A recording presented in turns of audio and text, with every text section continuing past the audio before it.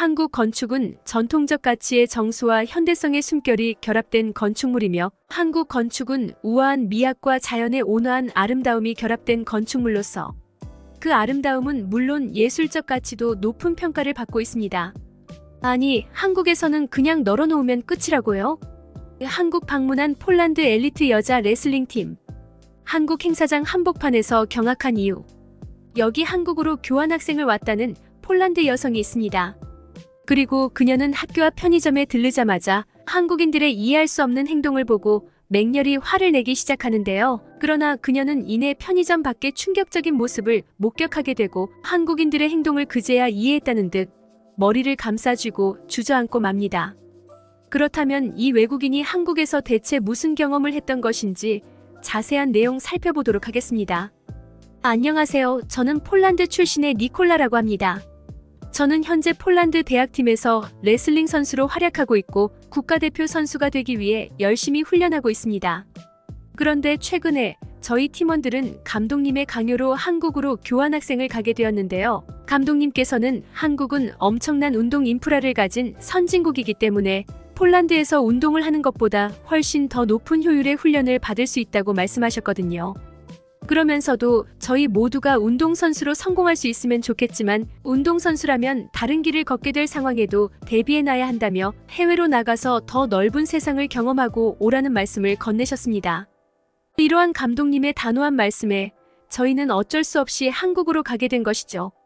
그런데 그렇게 억지로 가게 된 한국에서 저는 입국 수속을 마치자마자 정말 깜짝 놀라고 말았는데요. 왜냐하면 어떤 처음 보는 한국인 학생이 제 이름과 국적을 적은 종이를 들고 저를 애타게 찾고 있었기 때문입니다. 저는 이게 대체 무슨 상황인가 싶어 어리둥절해하며 그녀에게 다가가 봤는데요. 그러자 자신을 은지라고 소개한 그녀는 제게 반갑게 인사를 건네더니 자신은 제가 6개월 동안 다니게 된 대학교의 외국인 학생 도우미라고 말하더라고요.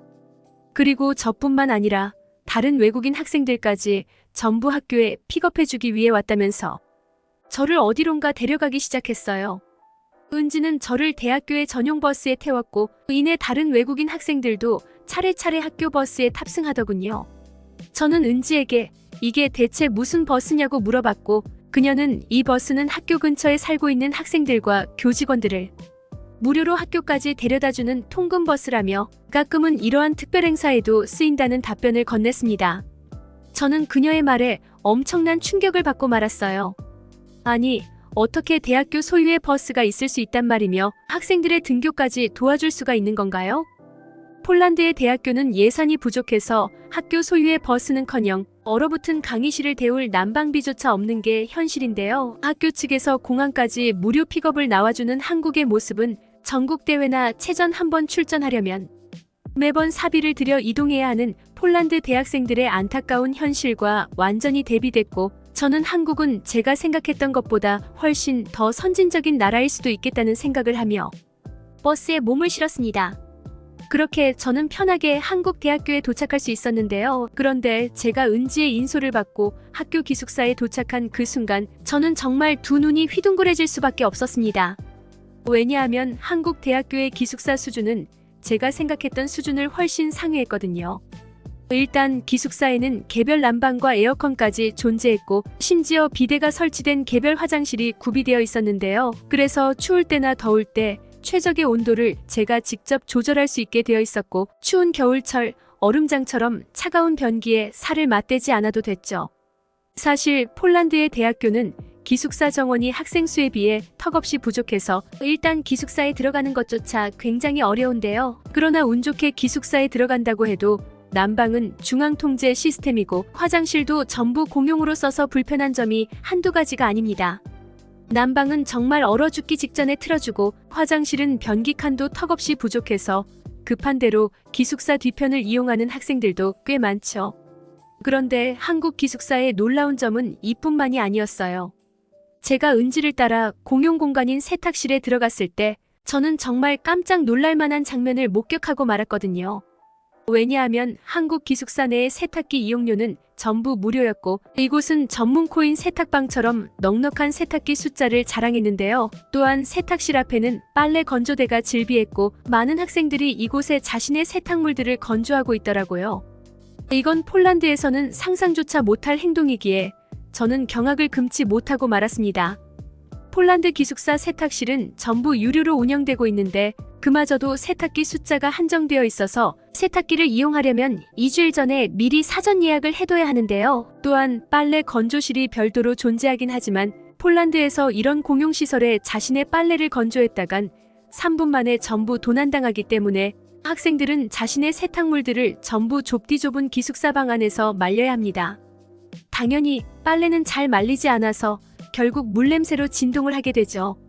그러나 한국은 공용시설과 학생 개개인의 수준까지도 폴란드와는 차원이 달랐고 한국 학생들은 이러한 놀라운 시설물들을 바탕으로 항상 청결을 유지하고 있다는 점이 너무나도 부러웠습니다. 폴란드에서는 열악한 시설 때문에 졸업할 때까지 세탁을 한 번도 안 하는 학생들도 꽤 많거든요. 그렇게 저는 은지 덕분에 한국 기숙사 이곳저곳을 둘러볼 수 있었고 기숙사에서 조금 쉬기로 했습니다. 그런데 벼랑간 은지가 먼 길 오느라 몸이 찝찝하지 않냐며 괜찮으면 같이 샤워나 하러 가지 않겠냐고 말해오는 거 아니겠어요? 저는 그녀의 말에 당황할 수밖에 없었습니다. 오후 3시 정도밖에 안 된 시간이었는데 벌써 샤워를 했다간 온수가 나오지 않을 것이 뻔하기 때문이죠. 폴란드 기숙사에는 온수 시간이 정해져 있을 뿐만 아니라 그마저도 순식간에 동나서 빠른 샤워를 하지 않으면 찬물로 샤워를 해야 하는데요. 아마 오후 3시면 찬물만 나올 것이 분명했죠. 그러나 제 말을 들은 은지는 황당하다는 표정을 짓더니 한국인들은 여름에도 온수로 샤워를 한다며 한국에서 온수가 안 나오는 일은 절대로 없다는 말을 해오더라고요. 그녀의 말을 들은 저는 그녀가 그저 한국을 지켜세우기 위해 허세를 부린다고 생각했고 그렇게 못 이기는 척 그녀를 따라 샤워실로 향했습니다. 그리고 저는 샤워실에 도착하자마자 화들짝 놀라고 말았죠. 샤워실에는 정말로 온수가 원없이 나오고 있었을 뿐만 아니라 치약과 샴푸 등의 비품들까지 무료로 구비되어 있었거든요. 어떻게 대학교가 이 정도의 시설을 갖추고 있을 수 있단 말인가요? 폴란드의 대학교에서는 샤워실에 깜빡하고 두고 간 샤워용품들을 전문적으로 훔쳐가서 교내 중고장터에 판매하는 학생 조직도 심심치 않게 볼 수 있는데 한국은 애초에 샤워용품 자체를 구매할 필요조차 없다는 점에 저는 이 나라가 대체 얼마나 부자인지 가늠조차 안 갔습니다. 하지만 아직 놀라기는 일렀습니다. 샤워를 마친 은지는 자신의 학교 학생들이 샤워 후 꼭 들르는 곳이 있다며 샤워실 옆에 위치한 별도의 방으로 들어가는 거 아니겠어요? 그리고 그곳에는 사우나 시설이 존재하더라고요. 저는 사우나 안에서 정말 숨도 제대로 못 쉴 정도로 버티기 힘들었는데 은지는 몹시 편안하다는 표정으로 사우나를 즐겼습니다. 뭐 그렇게 지옥 같은 5분을 버티며 땀을 빼고 나니 몸 안에 노폐물이 전부 빠져나간 것 같은 개운함을 느낄 수 있었지만 어쨌든 사우나는 제겐 정말 쉽지 않은 곳이더라고요. 그렇게 사우나까지 전부 마친 저는 탈의실에 위치한 공용 헤어드라이기와 고데기를 이용하며 샤워를 완전히 마무리 지을 수 있었는데요. 폴란드에서 고데기는 상당히 비싸서 고급 호텔에서도 구비해두지 못하는 제품인데 한국에서는 그저 평범한 기숙사에서조차 공용 비품으로 구비해두고 있고 아무도 훔쳐가지 않고 있다니 저는 정말 한국이라는 나라는 알면 알수록 대단하다고 느꼈습니다. 이렇듯 저는 한국에서 첫날부터 상상을 초월했던 많은 일들을 경험했고 따뜻한 기숙사 침대에서 하루를 마무리할 수 있었습니다. 그리고 다음 날부터 저는 교내에 위치한 헬스장과 체육대학 시설을 이용하며 훈련에 집중할 수 있었는데요. 감독님의 말씀대로 한국은 인프라와 훈련 시스템 자체가 차원이 달랐기에 저는 한국의 체대 학생들과 효율적인 훈련을 할 수 있었습니다. 폴란드에 있었을 때는 헬스장과 훈련장으로 이동하려면 매번 차를 타고 1시간씩 이동해야 했는데 한국은 그저 학교에 모든 것이 존재하다니 이건 정말 믿기지가 않는 인프라였죠. 그러던 어느 날 은지가 근처 공원에 놀러 가자며 연락을 해오는 거 아니겠어요? 그곳은 걸어가기엔 거리가 조금 있었기 때문에 저는 당연히 대중교통을 이용하겠거니 싶었습니다. 한국의 대중교통은 세계에서 가장 우수하다고 해도 과언이 아닐 정도로 한국은 자가용 없이도 어디든 갈 수 있는 엄청난 국가거든요. 그런데 이런 제 예상이 무색하게도 은지는 버스 정류장을 그냥 지나쳐버리더군요. 저는 무척이나 당황했고 은지에게 공원은 걸어가기엔 너무 멀다고 말했는데요. 그러자 은지는 무슨 뚱딴지 같은 소리를 하냐는 듯 쳐다보더니 그 거리를 어떻게 걸어가냐고 하더군요. 그러고는 그녀는 자전거를 타고 이동할 거라는 다소 황당한 이야기를 건넸는데 제게 자전거가 있을 리 없었기에 그녀의 말에 어리둥절해할 뿐이었습니다. 그런데 그녀는 어떤 수많은 자전거가 놓여있는 장소로 저를 데려가더니 도저히 믿기지 않는 이야기를 해오는 거 아니겠어요? 니콜라, 한국에서 이런 애매한 거리를 이동할 때는 따릉이라는 공용 자전거를 타고 이동하곤 해. 휴대폰 앱을 이용하면 따릉이 대여소가 어디에 위치해 있는지 알 수 있고 대여료도 굉장히 저렴하거든. 그리고 그녀는 이내 휴대폰 앱을 이용해서 1일권 보관소 위치를 확인하더니 저는 이러한 최첨단 시스템에 그저 얼떨떨한 채 자전거를 받아들 뿐이었는데요. 이건 정말 납득할 수가 없는 시스템이었거든요. 도대체 한국은 얼마나 부자 나라면 국가 차원에서 자전거 대여소를 만들고 수많은 공용 자전거를 구비해둘 수가 있단 말인가요? 폴란드에서는 이러한 자전거 인프라를 구비해 예산조차 없고 만약 대여소를 만든다고 해도 3일도 안 가서 모든 자전거가 그 자리에서 분해돼서 근처 고물상만 신나고 말 것입니다. 하지만 한국인들은 어떻게 이렇게 훔쳐가기 딱 좋은 환경에 있는 자전거조차도 수준 높은 시민의식을 통해 정직하게 이용할 수가 있는지 저는 한국인들에게 존경심마저 들더라고요. 그렇게 저는 어안이 벙벙한 채 한국에 잘 포장되어 있는 자전거 도로를 이용하여 공원으로 향했고 은지는 이곳 근처에서 자취하는 학교 학생들은 전부 따릉이를 이용해서 편하게 등교한다는 말까지 건네오더라고요. 이 말은 그간의 제 폴란드 생활을 전부 부정할 정도로 충격적이었는데요. 사실 폴란드에서는 따릉이는커녕 대중교통 인프라마저 몹시 열악해서 차가 없으면 대학교조차 다니기 힘들거든요. 대중교통 배차 간격은 아무리 빨라도 1시간이고 버스 기사들은 2시간마저 지키지 않습니다. 그래서 폴란드의 학생들은 정류장에 2030분 일찍 나와 대기해야 하기에 하루에도 수시간은 그냥 낭비하곤 하죠. 그런데 한국의 대중교통은 애초에 배차 간격과 정시성 면에서 폴란드와 수준 자체가 다름에도 따름이라는 공용 자전거까지 존재해서 대중교통을 탈 필요조차 없다니 저는 도저히 현실적이지 않은 인프라를 누리며 편하게 대학 생활을 할 수 있는 한국 학생들이 너무나도 부러웠습니다. 그렇게 저는 대중교통조차 이용하지 않고 편하게 공원에 도착할 수 있었는데요. 그저 동네의 흔한 공원임에도 아이들을 위한 놀이터와 식수대까지 구비해 놓았을 뿐만 아니라 멋진 풍경을 사진으로 남길 수 있도록 삼각대 대여소까지 운영하고 있는 한국의 모습을 보고 한국은 공원 하나도 허투루 만들어 놓지 않는구나 싶어 혀를 내두를 뿐이었습니다. 저희는 공원에서 맥주를 마시며 여유를 즐길 수 있었고 돌아올 때는 한국의 놀라운 대중교통을 이용해서 빠르게 기숙사에 도착할 수 있었죠. 그런데 이제 서로의 기숙사 밤으로 들어가려던 그 순간 갑자기 은지가 전화를 받더니 표정이 굳어지며 저보고 어디 좀 같이 가달라고 하는 거 아니겠어요? 알고 보니 그녀는 주말에 본집에 다녀왔다가 공책을 헷갈려서 자신의 동생의 필기노트를 챙겨와 버렸고 동생의 필기노트를 급하게 본집으로 택배 보내야 하는 상황에 처해버린 것인데요. 저는 그녀의 말에 말문이 막힐 뿐이었습니다. 아니, 이 늦은 시간에 도대체 어디서 택배를 보낸단 말인가요? 폴란드에서는 택배 한 번 보내려면 도심에 위치한 몇 없는 우체국으로 직접 찾아가야 하기 때문에 거의 택배비보다 기름값이 더 드는 수준이며 주요 도시가 아닌 곳에서는 우체국 자체가 없어서 이곳 주민들은 택배 자체를 보낼 수가 없습니다. 그래서 폴란드에는 마을 택배를 전부 모아서 한꺼번에 보내주는 전문 직업이 존재하고 이런 번거로운 과정을 거치면 수수료 때문에 엄청난 비용을 지불해야 합니다. 물론 배송이 완료되는 데까지는 최소 한 달은 걸리고 말이에요. 그래서 저는 은지가 공원에서 술을 먹더니 많이 취해서 제정신이 아닌 건가 싶어 걱정스러운 눈빛으로 쳐다봤습니다. 하지만 은지는 너무나도 멀쩡한 걸음걸이로 편의점으로 향하는 거 아니겠어요?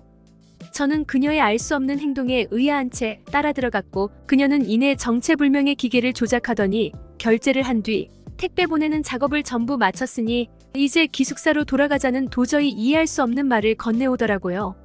저는 이런 황당한 상황에 지금 택배를 보내러 온 건데 왜 편의점에 물건을 놓고 돈까지 지불하는 것이냐며 화를 내버렸습니다. 그러자 그녀는 저를 이상하다는 듯 쳐다보더니 이내 자신이 조작한 기계는 바로 택배 기계고 한국은 편의점에서 택배 기계로 무게를 재고 송장을 뽑으면 저절로 배송이 된다는 터무니없는 말을 하더군요. 제가 그녀의 말을 못 믿는 눈치를 보이자 그녀는 편의점 한편에 놓여있는 수많은 박스들을 가리키더니 저건 전부 택배 기사님을 기다리는 택배라고 말했는데요. 한국에서는 집 앞 편의점에서도 간편하게 택배를 보낼 수 있고 늦어도 3일 안에는 배송된다며 도대체 폴란드에서는 어떻게 택배를 보내길래 이걸 못 믿냐며 어이없어 하더라고요. 저는 그녀의 말에 그간 폴란드에서의 삶에 회의감마저 들 정도로 충격을 받고 말았습니다. 도대체 어떻게 한국은 편의점에서 마저 택배를 보낼 수 있고 그것도 3일 만에 배송이 완료되는 놀라운 인프라를 구축해둘 수가 있단 말인가요? 그리고 한국인들은 이 수많은 택배 박스를 훔치지 않고 있다는 점도 도저히 믿기지가 않았습니다. 그래서 저는 두 눈이 휘둥그레지며 폴란드였다면 저 택배들은 쥐도 새도 모르게 사라졌을 거라며 어떻게 한국인들은 양심을 지킬 수 있는 거냐며 감탄하고 말았습니다. 그러자 은지는 기가 찬다는 표정으로 편의점 앞을 가리키며 한국인들은 가게 밖에 위치한 야외 가판대의 물건조차 안 훔쳐가는데 구태여 가게 내부의 물건을 훔치겠냐는 말을 건네는데요. 혹여라도 누군가 물건을 훔치더라도 편의점 내부만 해도 여러 대의 CCTV가 작동되고 있으니 얼마 안 가 잡히고 말 거라고 덧붙이더라고요. 저는 그녀의 말을 듣고 알 수 없는 부끄러운 감정이 들었는데요. 폴란드에서는 도둑들이 CCTV를 겁내기는커녕 CCTV 자체를 털어가서 작물시장에 넘겨버리는 경우가 많거든요. 그래서 바르샤바 작물시장에 가면 중고 CCTV 매물이 상당히 많죠. 그러나 한국인들은 언제 어디서나 양심을 지키며 아름다운 모습을 보여주다니 저는 폴란드가 한국이 될 수 없는 이유는 압도적인 경제력 차이도 있지만 시민의식 수준이 차원이 다르기 때문이라고 느꼈습니다. 폴란드였다면 야외 가판대의 물건뿐만 아니라 택배들 그리고 편의점 내의 전자레인지까지 전부 훔쳐가 버렸을 것이 뻔하거든요. 저는 이렇게 압도적인 한국의 모습에 감탄을 할 수밖에 없었고 이런 게 바로 선진국이구나 싶은 생각에 하루하루를 감사하며 한국 생활을 이어나가고 있습니다. 이 외국인의 글은 여기까지입니다. 한국에서 놀라운 경험을 했던 폴란드 여성의 사연이었습니다. 한국은 아직도 세계에서 가장 안전한 나라 중 하나로 알려져 있습니다.